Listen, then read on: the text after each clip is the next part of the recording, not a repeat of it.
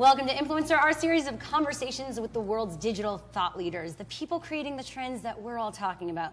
Joining me now is the one and only, I must say, because you are one and only. One of the few. Weird Al Yankovic. Thanks so much for being here. Well, my pleasure. Thanks for being here as well. No, I mean, it's so fabulous. You have over 2 million Twitter followers. I do. I'm amazed by that. Me too. When did that all start?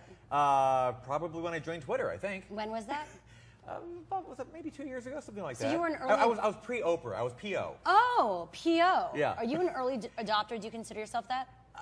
I wasn't as early as like Ashton and some of the OGs on Twitter. OGs? OGs? But I kind of got into it when I just ahead of the big curve. Yeah. Yeah. So, and now you're making a lot of noise with your YouTube parodies. The Lady Gaga one that came out, I mean, that was just incredible. It has over 6 million views on YouTube right now. Right, in the first week, so that's doing okay. And that was a big push for you. You thought that was really important because it represented the album. Yeah, I mean, you know, anytime I put out an album, like the first single, first video is very important because it's basically going to be the face of the album. It's going to be the thing that people see, and it's going to be hopefully the thing that makes them want to go out and buy the album. So it's always important for me to be topical and for me to come out with something that's going to get people's attention. But it was hard to get her attention at first. Tell me how that all went down, because that was like a whole debacle online. Yeah, that was it was the Gaga saga is what I called it on my blog. But the story is long and involved. But in a nutshell, basically, you know, I always get permission when I do the parodies, and you know, I didn't have Lady Gaga's personal email address or anything, so I had to go through her people, and her manager was like, yeah, well, you know, send it to us and we'll check it out.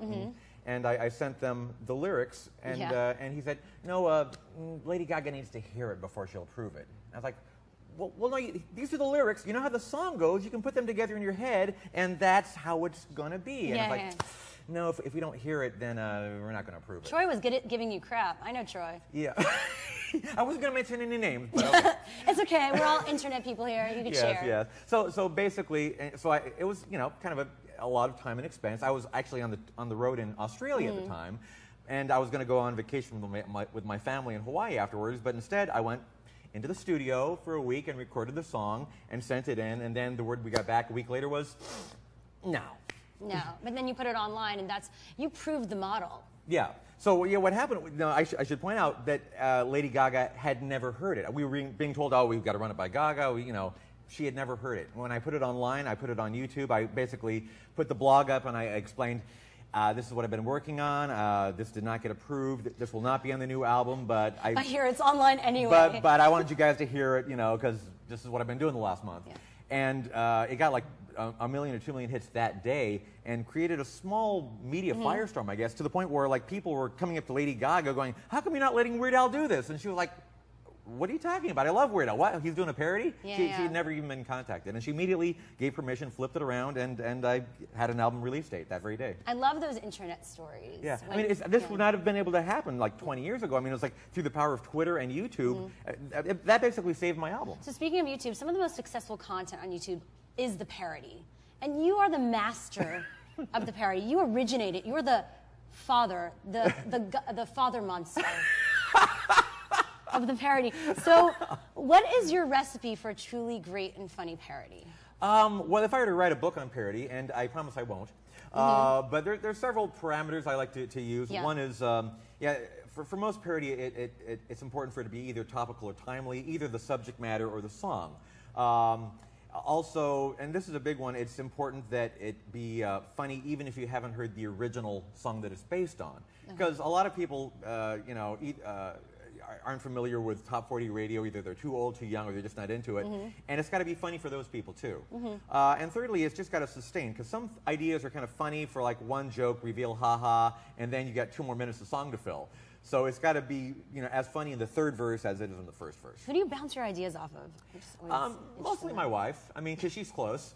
And, and she's got a great sense of humor, and she usually reins me in if I'm getting too out there. Nice. All right, so we have a Twitter question. Keep those questions coming in. From @Ludovica, who wants to know, how do you deal... Ludovica. Hi, Ludovica. How do you deal with the most hurtful comments that people come up with? Does criticism ever shake your self-confidence? Well, it depends how much I think they're accurate. I mean, if they're way off base, I think, oh, they're trolling. But if there's a grain of truth, I kind of go, oh, yeah, maybe I'll work on that. Yeah, and you have a daughter. I do. Right? And what does she think about what you do? She appreciates it. I mean, she's very grounded and she enjoys it, and she's, you know, not like a Hollywood kid, but she really I think understands my sense of humor. And, she understands it. No, it's cool for her Yeah. because, you know, she's been, you know, in the wings watching me do live shows since she was a toddler, and she was very into Star Wars. So when all the stormtroopers come out for the saga begins, that's a huge thrill for her. So you have an awesome geeky daughter. Okay. No, I love you have Star Wars. She likes Star Wars. Yeah. She's a Star Wars I'm geek. raising her right. Yeah, and so speaking of children, you have a children's book also. How I did do. you decide to get into that? You know, that was something that I wanted to do, you know, for the last couple of decades. In the back of my mind, I always thought, I would love to do a children's book. Yeah. And a couple of years ago, Ann Hoppy, an editor from HarperCollins, kind of approached me out of the blue and said, you know, I'm a big fan of your music, and I think there's a lot of interesting wordplay in your lyrics, and I think you'd be fairly adept at children's literature. And I said, yeah, that sounds great. And like, I didn't get back with her for another year and a half because I was in the middle of a tour and doing other things. And I emailed her over Christmas break a couple of years ago and said, let's do this. And I sent her several ideas, and she liked When I Grow Up, which is one of my concepts. And basically, the story's about an 8-year-old kid named Billy who, during his show and tell class, he just riffs on all the crazy imaginative things he wants to be when he grows up. So it's funny. It's sort of like very much inspired by Dr. Seuss and Shel Silverstein. And it's whimsical, but also hopefully it's empowering for kids to let them know that there's a world of possibilities out there. Why did it take 6 years for you to make another album? Well, it's 5, but is it- it's hard to say. I mean, I'm getting a little bit slower. Yeah. I've had a lot of projects come up in the meantime. I did like 257 live shows with my band. Crazy. And you know, and also I just take more time with my albums these days because I used to bang them out, you know, every year in the '80s, and now it's sort of like I really try to make every album that I do the best thing that I've ever done, and it is, at least in my own mind. It's, you know, I think some people agree with me, but I mean, it's every album that I put out now is sort of an event, so I really want to make sure it's right before I put it out. Yeah, you have a new album, new book, music videos. A lot of fans, though, want to know, we got these questions, is there going to be a sequel to UHF?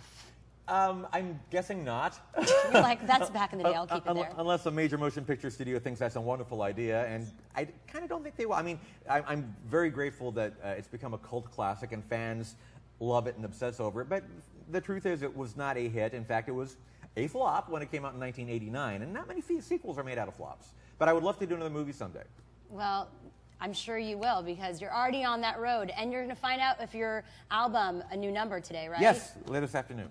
That's awesome. Well, check him out, of course, and follow him and all his fun madness on Twitter, @Al Yankovic. Thanks for being My here, pleasure, Al. thank you. You're great, thank you. No, you. No, you. You. No, you. All right, I have to continue on to the next thing.